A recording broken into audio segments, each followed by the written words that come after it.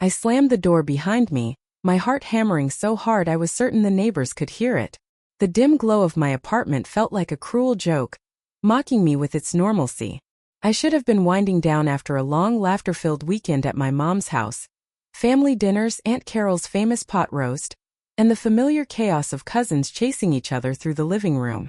But instead of the warm, comforting buzz of home, I was met with a bone-chilling realization. My bank account had been drained to a laughably pathetic $83.52. My vision blurred and I blinked twice, then a third time, certain my tired eyes were playing tricks. They weren't. 2 days ago, I'd logged in to see over $9,000 staring back at me like a promise of stability. Now that promise had been ripped away. I fumbled for my phone, hands shaking so badly I almost dropped it on the hardwood floor. The screen lit up with the same app that had betrayed me, and each tap of my finger felt like an accusation. $83.52. I tapped the refresh button, willing the numbers to change, but they only glared back, cold and unfeeling. A surge of panic flooded through me. Sweat beading at my hairline, my pulse thrumming in my ears like a war drum. I called my bank's customer service line on the third ring, my voice quivering as I demanded answers. After a series of security questions, the rep's calm, practiced tone cut through me like a knife. The transactions were made from a device previously logged in, same IP address as a personal computer. My blood ran ice cold. I had one computer logged in at my mom's place. The realization hit me with the force of a freight train. Someone in my own family had siphoned off every penny. My chest tightened and I felt like I couldn't draw a full breath. I grabbed my keys, my hands so unsteady I nearly dropped them, and bolted out into the Seattle drizzle. The city lights smeared into streaks of color through my tears. Each stoplight I drove past felt like a taunt. Red, red, red. As if the universe itself was telling me to slow down, think, stay put. But I couldn't. Not when my life savings had been hijacked. By the time I reached my mother's house, my mind was a whirlwind of disbelief and fury. The front door clicked open, and I was hit by the familiar aroma of cinnamon rolls cooling on the counter. It was the same scent I'd inhaled countless times, a smell I'd once associated with love and safety. Now it felt like betrayal. Inside, laughter echoed from the living room, and for a moment I hesitated, my stomach twisting into knots. I steeled myself and stepped forward. "Mom," I said, my voice tight as a drawn bow. "I just checked my account. It's gone." Silence fell like a guillotine. In that heartbeat the room transformed. Olivia, my sister, sat poised on the couch, wine glass in hand, as if she were the queen of a castle built on my broken trust. Mark, my brother-in-law, leaned against the fridge with that half-amused smirk that always made my skin crawl. My mom and dad were there too, knitting and scrolling through their phones, like they'd been waiting for this moment to confirm what they already knew. I felt the rage bubble up, hot, fierce, and uncontrollable. The same hands that had comforted me as a child now felt like instruments of theft. The numbers in my bank account weren't just figures, they were proof of every sacrifice I'd made, every birthday gift I'd bought, every bill I'd covered so my family could thrive. And now, in one brutal sweep, they'd taken it all. My voice shook, but I forced myself to speak, to confront the monster I never imagined I'd find hiding behind the face of someone I loved. This wasn't just money. It was my security, my peace of mind, my right to live without fear. And they had ripped it away without a second thought. The betrayal cut deeper than any blade.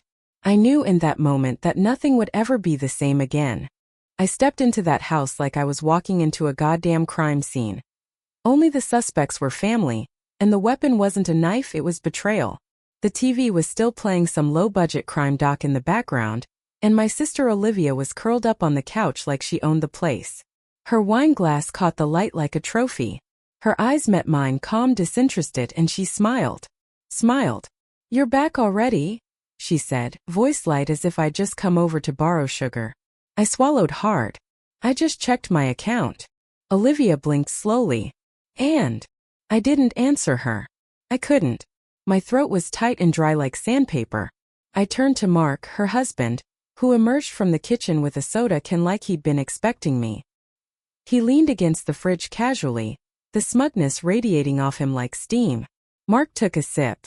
"We needed that money more than you did, Emma." It felt like a slap across the face. That line, so cold, so damn entitled.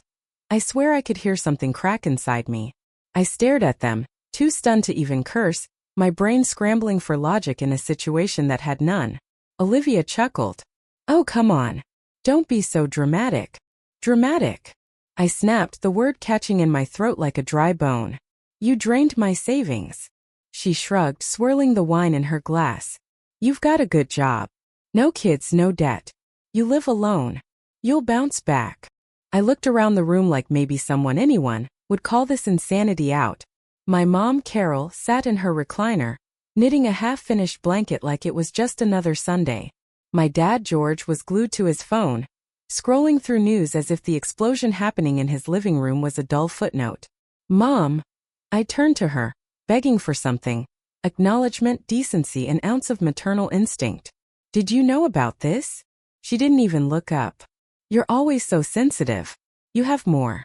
What's wrong with helping a little? Helping. Helping. Is that what they were calling this now? Jesus Christ, I muttered, stepping back like the air had suddenly turned toxic. You helped yourselves. That's not the same thing. George grunted without looking up. Don't use harsh words. It's family business. Family business? I laughed, but it was hollow and bitter. This isn't a bake sale, Dad. You stole from me. You didn't log out, Olivia said, almost sing-song. I used Mom's computer and saw your account still open. That was the moment it shifted. Not just shock anymore. Not even anger. Rage. White-hot and roaring behind my eyes. They weren't just unapologetic, they blamed me. Like I'd left candy out on the table and they just happened to eat it. You watched it, I hissed. You waited until I left. You knew what you were doing. Mark rolled his eyes. Don't make it a federal case. We used it for rent, groceries. Not like we bought a damn yacht. I looked at all of them. The people I had once trusted more than anyone. There was no remorse. Not even guilt. Just indifference dressed up as justification. You all act like I owe you something, I whispered. Olivia raised a brow. You can earn it back. You always do. I stood there barely breathing. My fists clenched so tight my nails dug into my palms. I didn't even feel it. Then silence. The kind that wraps around your neck and squeezes. Picked up my purse. No one stopped me. No one even tried. Carol finally looked up and said like she was reading off a grocery list, "Don't forget Sunday dinner." That broke me. Not in the way they hoped. Not with shame or guilt. But in clarity. I walked to the door and paused, one hand on the knob. I looked back at them, really looked, for the first time seeing strangers wearing the faces of my family. If you think I'm just going to let this go, I said, my voice low and deadly calm. Wait and see what happens next. Olivia smirked. Oh please. You're being so theatrical. Honestly, Emma, we needed that money more than you. Don't be selfish. That word, selfish, rang in my ears long after I slammed the door behind me. Outside it had started to rain. The cold drizzle soaked through my jacket almost instantly, but I didn't care. I stood on the porch for a moment, drenched and shaking, heart pounding like it was trying to escape my chest. Not from fear, but from fury. That night, I didn't go back to my apartment. I drove aimlessly through the wet Seattle streets, windshield wipers squealing in protest. I didn't want to see my bank account. I didn't want to hear one more damn excuse or voicemail. I just wanted to breathe without the weight of their voices in my head. But as I sat parked near the lake, raindrops pelting the roof like accusations, one thought cut through the storm inside me. They didn't just take my money, they took my trust. And I was going to make damn sure they'd never take another thing from me again. I didn't go home that night. I couldn't. I parked in the nearly empty lot by Green Lake, just staring out at the water as the Seattle rain painted everything in shades of gray. My hands were still clenched around the steering wheel like I was bracing for impact, but the crash had already happened. And the worst part? It wasn't a stranger who hit me. It was my own goddamn family. I reopened my banking app again, as if some miracle might have reversed the damage. But that number, $83.52, just sat there mocking me like a neon sign flashing. You've been played. I felt stupid, angry, hollow, but mostly, I felt used, like a damn resource they'd mined dry. And that's when it all started clicking. The late-night phone calls, the teary guilt trips, the way Olivia used to say, "You're the only one who gets it," whenever she needed help. The way Mom's voice would soften right before asking for money. The way Mark always sounded just casual enough when asking to borrow a little something till next week. I leaned back in my seat and stared at the ceiling of my car like it could give me answers.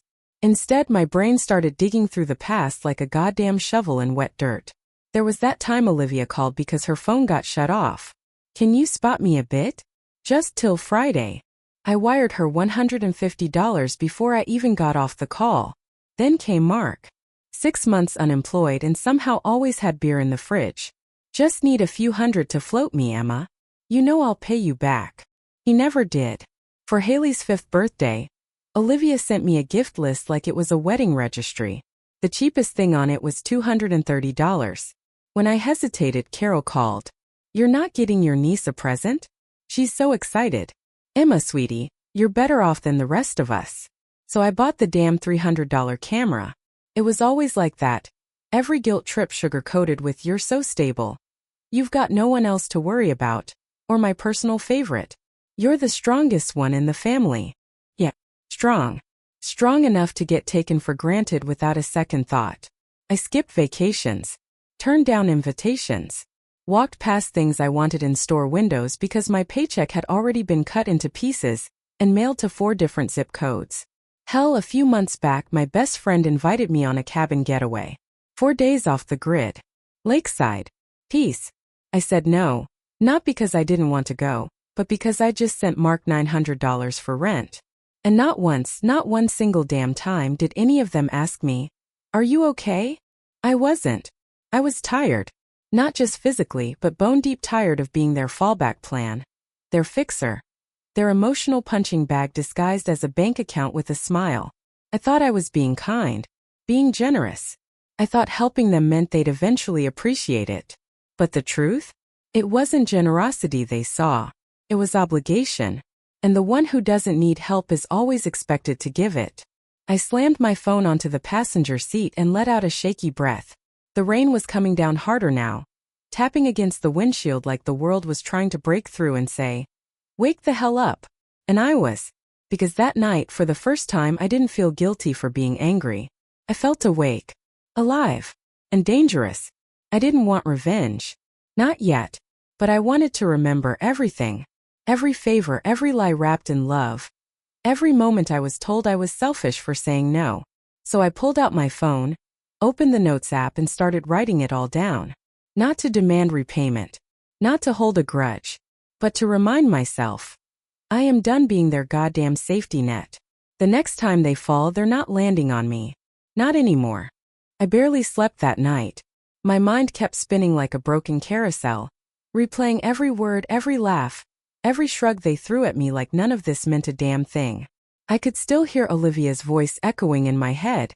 "Don't be so dramatic." And Mark with that smug little smirk. "We needed it more than you."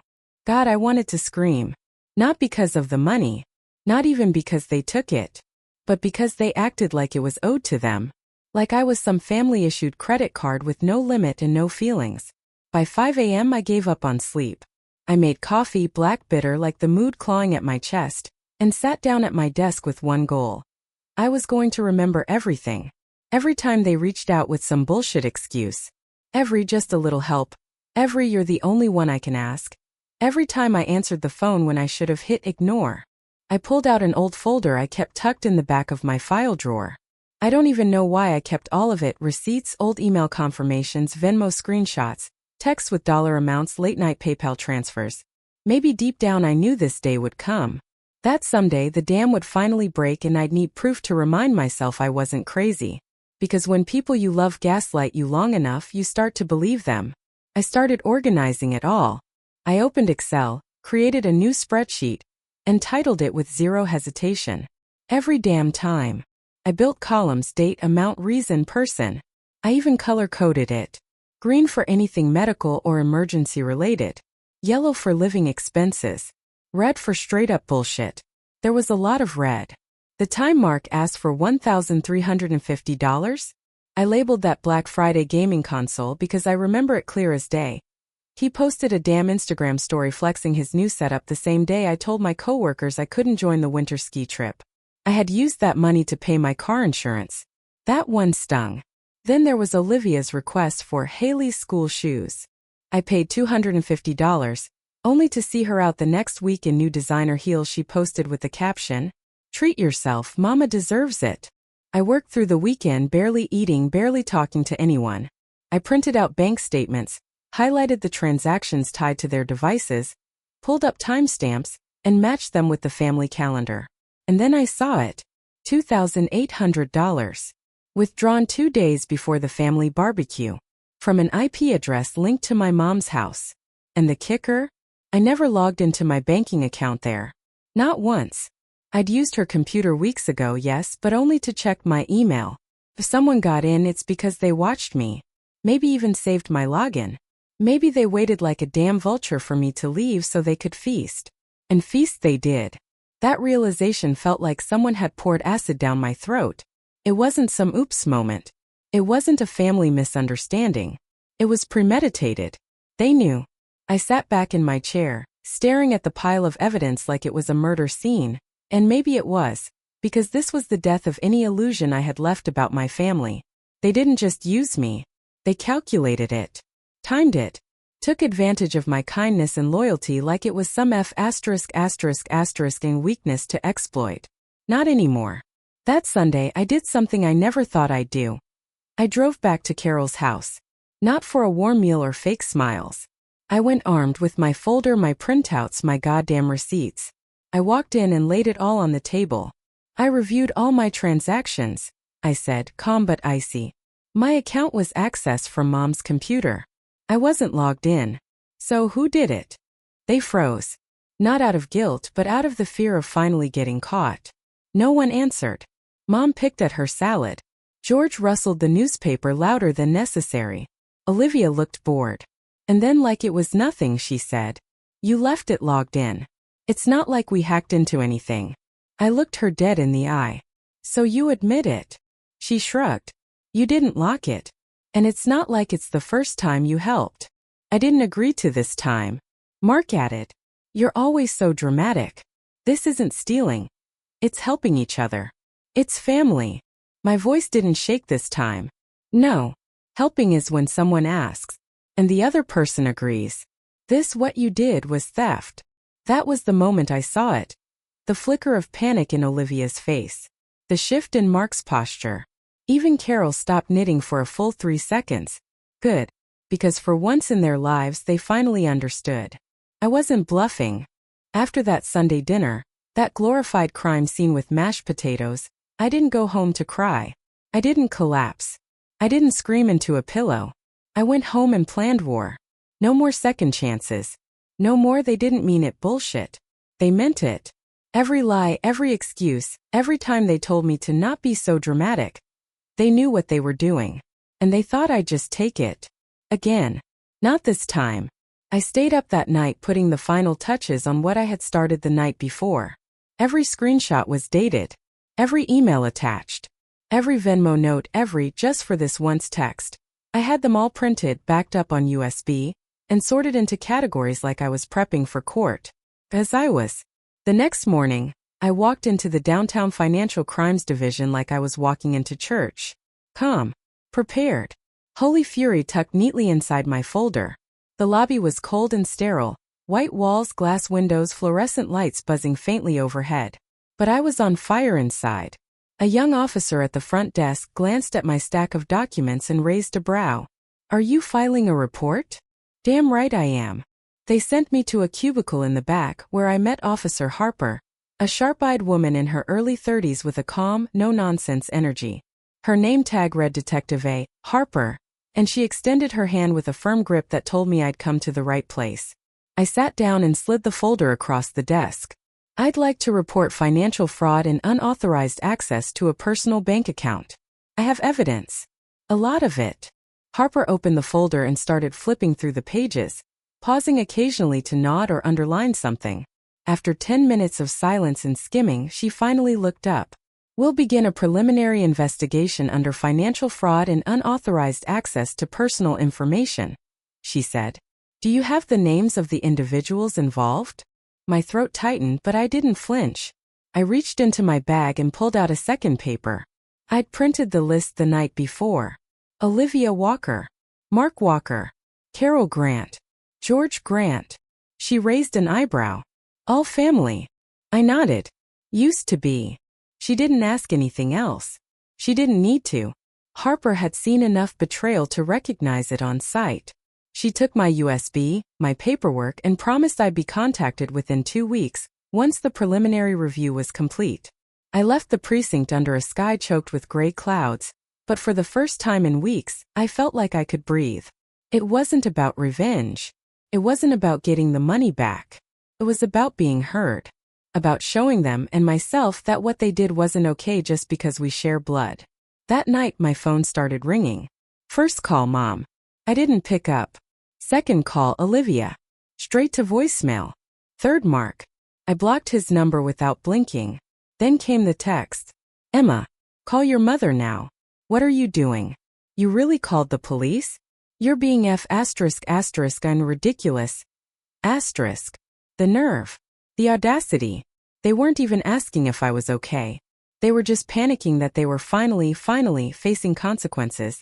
1 hour later, I got a message from our old neighbor Trish.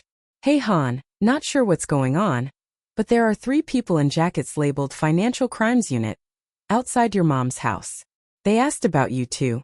I sat in my kitchen, staring at that message, letting the words settle in my chest like warm cement. They thought I'd never do it. They thought I'd keep being their silent little savior, smiling through the punches, wiring money through tears. But not this time. This time I had receipts. I had names. I had proof. And most importantly, I had the fucking courage to say no. This is Detective Harper. I wanted to inform you we've completed the preliminary investigation. We have sufficient grounds to move forward. The investigative unit will visit the individual's residences today. For a moment I couldn't speak. I leaned against the balcony railing as a rush of wind swept through my hair, carrying with it something strange and unfamiliar. Relief. Not satisfaction. Not revenge. Just a release. After all the silent sacrifices, the guilt, the gaslighting, I was finally being taken seriously. Thank you, I managed. My voice cracked, but I didn't care. Thank you for seeing this for what it is. Harper's voice softened. You did the right thing, Ms. Grant. We'll keep you updated. I ended the call and stood there in the morning light, coffee forgotten, watching the clouds drift across the Seattle skyline. I thought I'd feel vindicated, maybe even powerful. Instead, I felt tired. That evening, the real storm hit. My phone blew up around dinner time again. I muted the group texts, but individual messages still slid through like cockroaches under a door. Olivia. What the hell did you do? My bank account is frozen. I can't pay Haley's tuition. You win, okay? Are you happy now? Mark. I'm suspended from work while they review my accounts. This is your fault. Fix this. Mom. Emma, please don't do this to us. We're family. Dad finally chimed in. The bank sent a foreclosure warning. If we don't pay in 30 days, we lose the house. Not a single I'm sorry. Not a single you were right. Just panic, blame, and a desperate, entitled assumption that I'd swoop in again to make everything okay. But I didn't. I just stared at the screen, numb. My thumb hovered over the keyboard for a long time before I locked the phone and set it face down on the kitchen counter. That night I didn't sleep. Not because I was afraid of what would happen next, but because I finally understood something that I had spent years avoiding. No matter what I did, they were never going to see me as a person. I was their fallback plan, their lifeline, their walking, talking emergency fund. I could work 60 hours a week, give up my own peace of mind, pour everything I had into keeping them afloat, and the moment I stopped, I became the villain. They weren't panicking because they were sorry. They were panicking because their safety net finally caught fire. The next day, things started bleeding into my work life. Around 10:30 a.m., my manager, James, approached me in the hallway. He looked uncomfortable, like someone had just handed him a box labeled, emotional landmine. Emma, he said gently, we got a call from a local reporter asking to confirm a financial investigation involving your name. My stomach dropped. We didn't share anything, he added quickly. We told them we don't comment on employee records. I nodded slowly. Thank you for letting me know. He paused. If you need time or support. I shook my head. No. I'm okay. But I wasn't. I went into the bathroom and stared at myself in the mirror for 5 full minutes. How the hell did I become the story? I wasn't the one who committed fraud. I wasn't the one who emptied someone's bank account while sipping Chardonnay on a Sunday. And yet, somehow, I was the one being whispered about. Because I stood up. Because I said no. Because I dared to say this is not okay. It was infuriating and terrifying. I had always kept my personal life separate. At work, I was competent, professional, helpful. Now, people were side-eyeing me in meetings like I was radioactive. And still, part of me questioned if I'd gone too far. Maybe I was being harsh. Maybe I should have just talked to them again. Given them one last warning. But then I remembered the look in Olivia's eyes when I confronted her. The smirk. The utter lack of remorse. And I knew without question they would have done it again. Hell, they probably already had. By Friday, the whispers turned to questions. Someone from HR accidentally CC'd me on an internal message about reputational risk.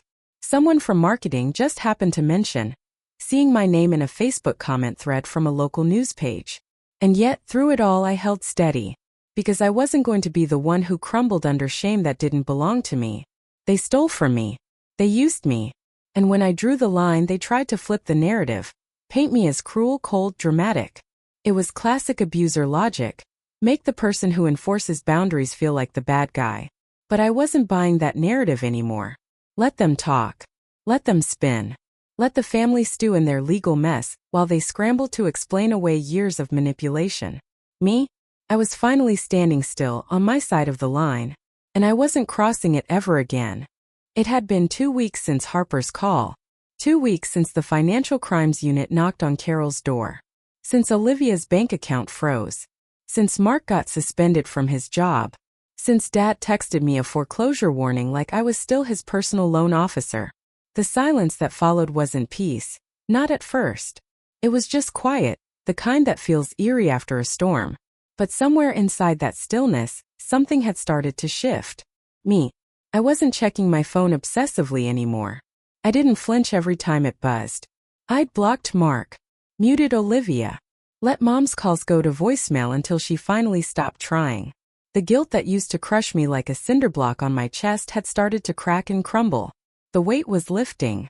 One evening I sat at my desk, fingers hovering over my keyboard, staring at the spreadsheet that started it all. Every damn time. That title still made me smirk. But tonight I wasn't editing it. I was archiving it. Not because I wanted to forget, but because I didn't need it to remind me anymore. I remember just fine. And now I had to figure out what the hell to do with a life that finally belonged to me again. I started small. I made a real dinner, not something frozen or microwavable. I picked a recipe I'd bookmarked 2 years ago and never dared try because I was always too tired or too broke. It was messy and a little burnt, but it was mine.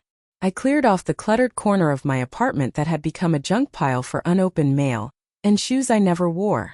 I lit a candle. I opened the windows. I played music I liked. And for the first time in years, I didn't feel like I had to earn the right to be comfortable in my own damn space. A few days later, my boss James pinged me on Slack. Hey, just reviewed your Q2 plan. Brilliant.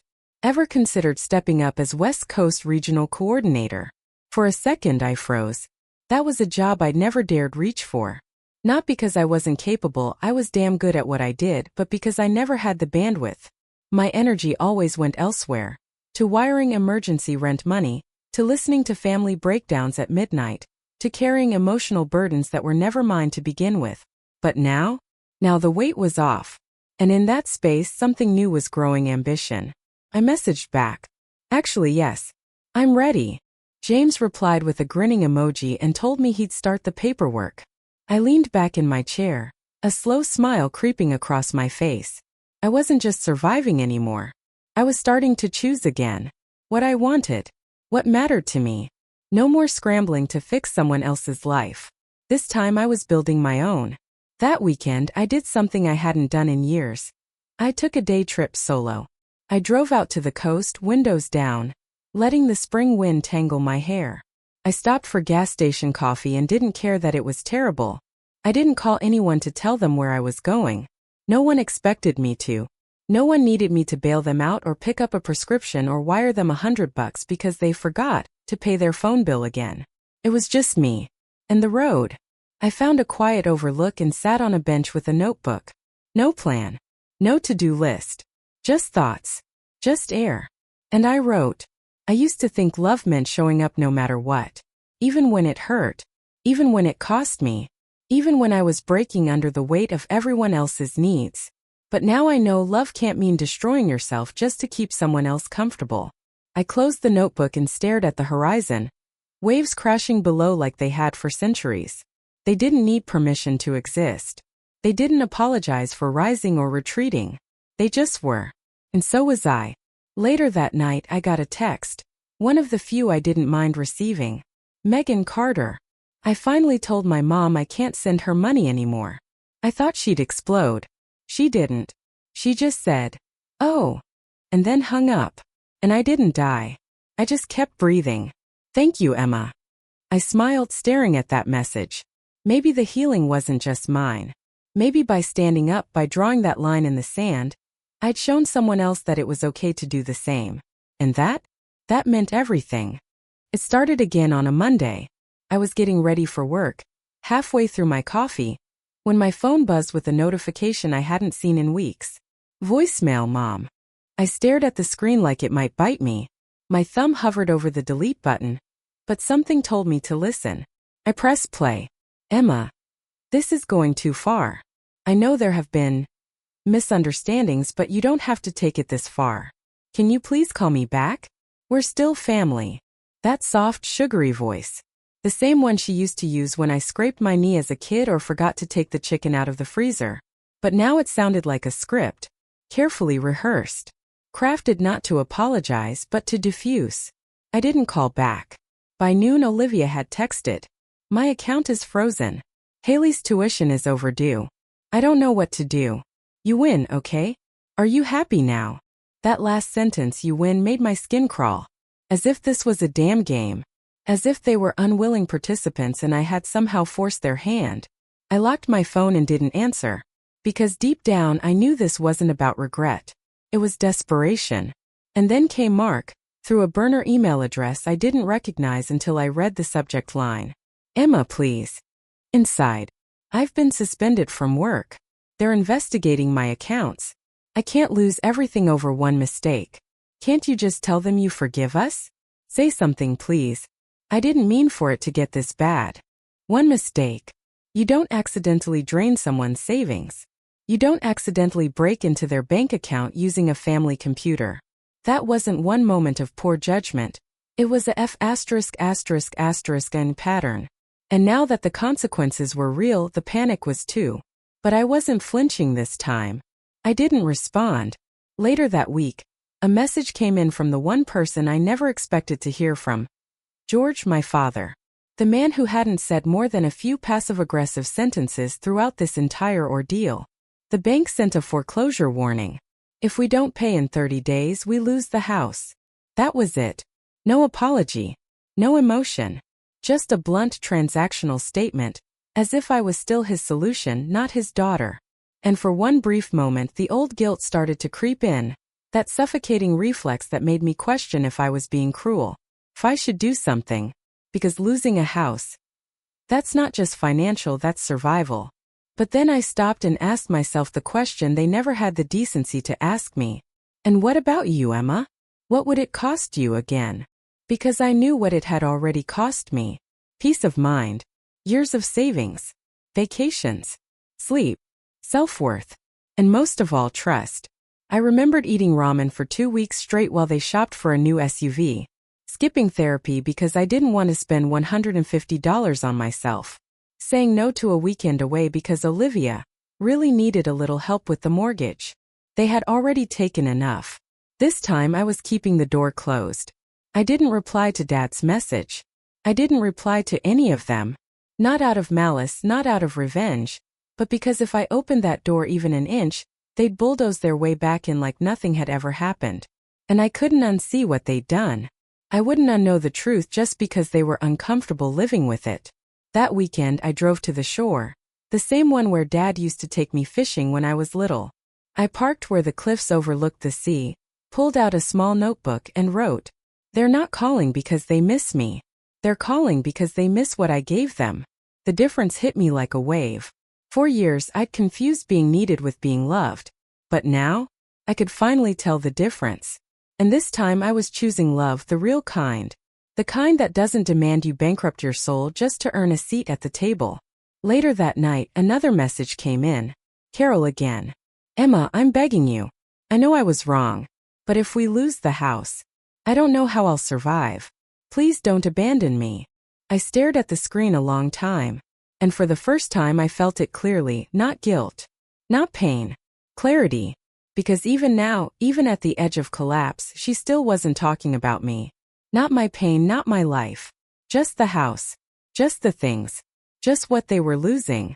No one asked if I was okay. I powered off my phone and stepped onto the sand, letting the ocean wind hit my face. The tide was coming in strong and uncaring. Just like the truth. They weren't reaching out because they loved me. They were reaching because they were drowning. But I wasn't a lifeboat anymore. I was the shore they swam away from. And I wasn't moving an inch. It didn't happen all at once. There was no grand cinematic moment. No orchestral swell. No final text that made it all okay. But peace came anyway.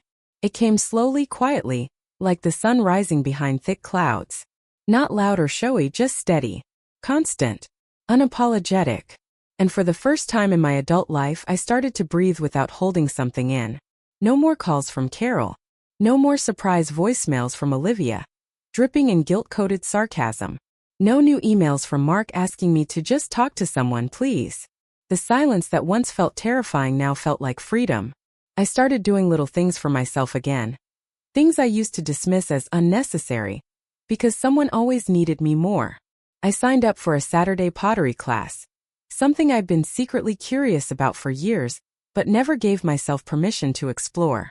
My first bowl was crooked as hell, lopsided and cracked at the rim, but I loved it, because I made it, because no one asked me for it. I cooked real food. Dishes that weren't budget meals thrown together at 10 p.m. out of guilt and exhaustion. I learned to make risotto from scratch, and I didn't feel guilty using the fancy Parmesan I always used to skip. I even bought a bright red dress I had admired months ago but walked away from thinking it's too bold. Too much. Now, I wore it just to take myself to dinner. Not to impress anyone. Not to fit in. Just because I looked damn good in red. One night I was sitting on my balcony with a cup of tea, wrapped in a chunky knit blanket, watching the city lights flicker across the skyline. A soft jazz playlist played in the background. I had no urgent emails. No overdue transfers. No family emergencies. Just me.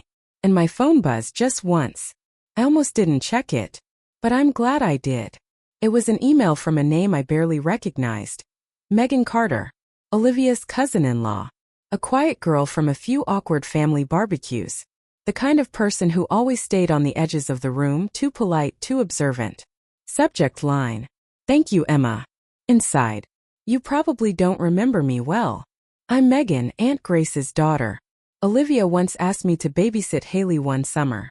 You drove me home after her birthday party and gave me a leftover cupcake because you said I looked tired. I stayed silent for years, thinking I didn't have the right to speak up. But after hearing what you did, how you stood up, how you drew the line, I realized I've been in the same cycle. My family always said I was luckier, so I had to give more. I've worked 3 jobs at once. Skipped rent for myself to send money home. And when I tried to say no, they called me ungrateful and selfish. You helped me realize. Saying no isn't cruel. It's survival. It's protection. It's self-respect. And I just wanted to say thank you. For lighting a path I didn't even know existed. I sat frozen holding that tiny glowing screen in my hand, her words hitting me like raindrops on a still lake. Tears slipped quietly down my cheek, not because I was sad but because I felt seen. Megan wasn't the first to reach out, but she was the one that cracked something open in me. Something I didn't even know was still closed. Maybe I wasn't alone. Maybe my story wasn't just a mess I had barely survived. Maybe it was a map. Something that someone else, somewhere, could follow to find their way back to themselves. A few weeks later, I got a handwritten postcard from Kelly, a former coworker who had moved to Italy. I hadn't spoken to her in years. On the back, in looping cursive, it read, "You showed me what it means to set boundaries without guilt. Because of you, I finally had the courage to move to Rome, something I've dreamed about since I was 20 but never dared to do. Thank you, Emma." I taped that postcard to my fridge, right next to a sticky note that simply read, "You don't owe anyone your peace." And for the first time, my space didn't feel like a stopgap. Felt like a home. My home. Filled with messy clay bowls, candles that smelled like vanilla and cedar, and music I didn't have to lower to avoid bothering anyone. I no longer looked over my shoulder, waiting for the next urgent request.